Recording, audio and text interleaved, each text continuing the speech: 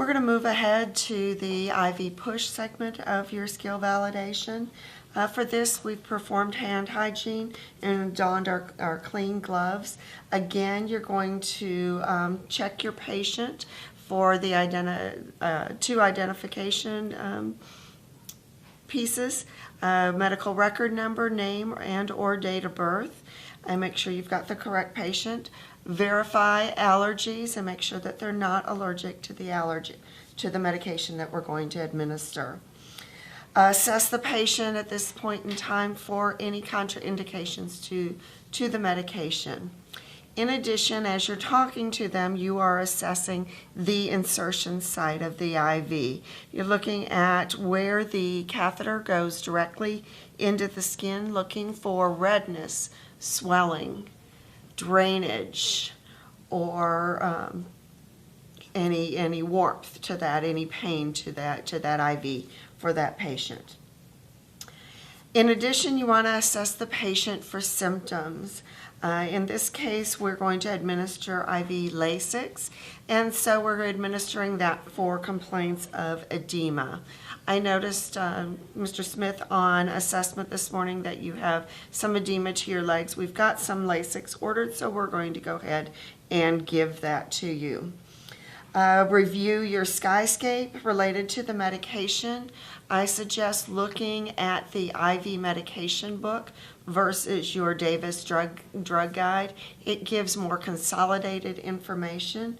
What you're looking for is the action, the purpose of the medication, any adverse effects, the normal dose that we're going to administer, the time of peak onset, compatibility, and the rate of administration, with the rate of administration being one of the most important pieces.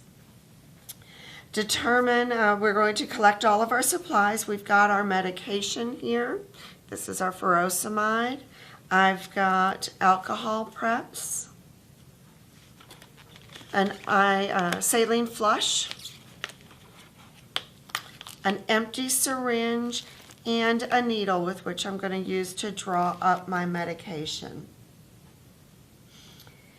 First of all, I'm going to look at my medication and determine the expiration date. This one expires in June of 2022, so I can use this one. Next, I'm going to check the MAR against the healthcare provider's order. Remember, your MAR may be a paper model, or you might have to pull that up on computer. So I'm administering the Lasix. I'm going to give 20 milligrams IV push every 12 hours. And I have verified that this is the correct patient again with the armband.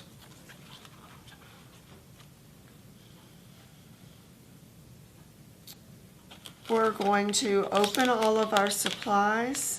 I always use the Saline Flush first,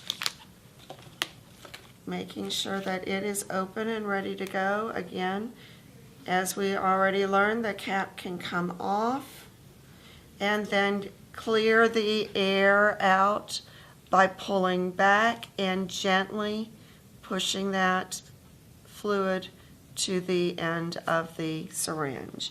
This I'm going to put right back into my empty case so that I can keep that sterile, that tip sterile, and reuse that. Next, I'm going to get my regular syringe and needle and attach that using sterile technique as you learned last semester. I've already done my drug calculation, and I'm going to give 20 milligrams of Lasix, so that will be 2 milliliters.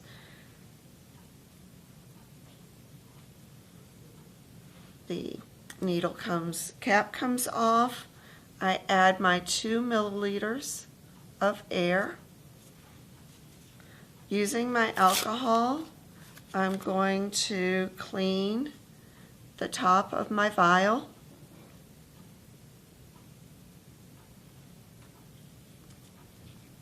Inject the air in, and fill the syringe.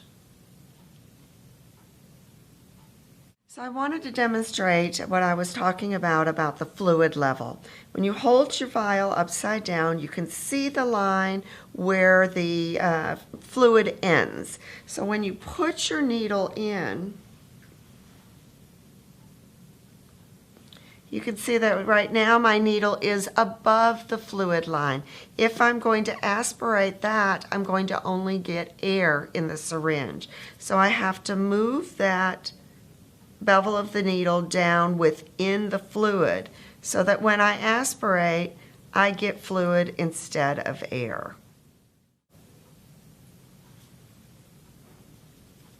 You're going to flick any extra air out and make sure you've got the correct dose.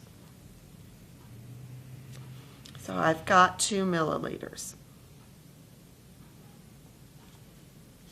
To recap, remember to use your safety mechanism, and that's recapped and ready to go.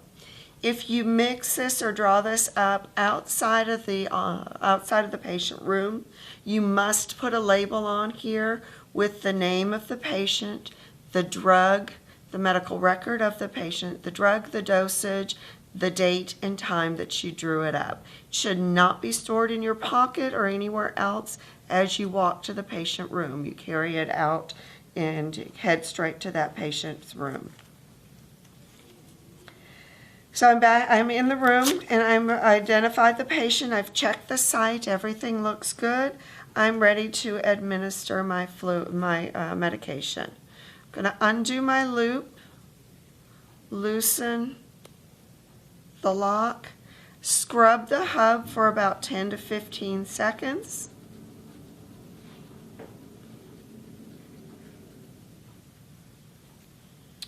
And attach my Saline Flush. The first thing I'm going to do is pull back and check blood return. I've got a little bit there, you can see.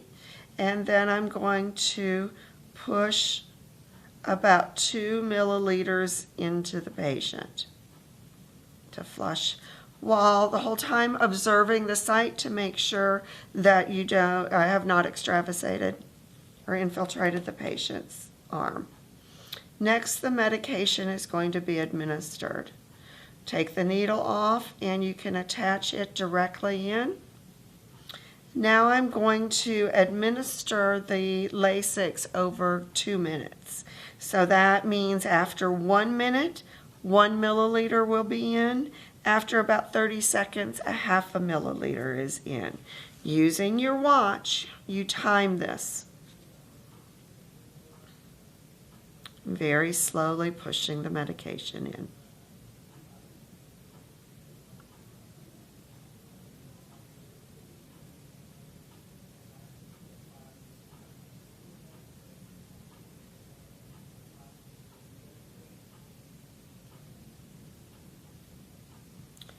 As the medication is administered, is completed, disconnect that syringe and reattach your normal saline. Now you're going to flush again, but this second flush should go at the same rate as the medication. If you think about it, this tubing is full of medication. If you flush too fast, they get a huge bolus of the meds. So that's why you go very slowly again.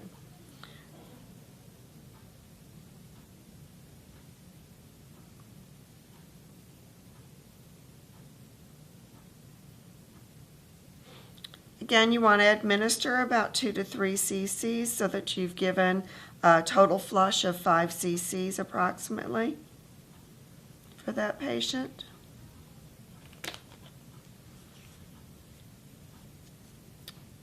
Clamp and tape the tubing back down.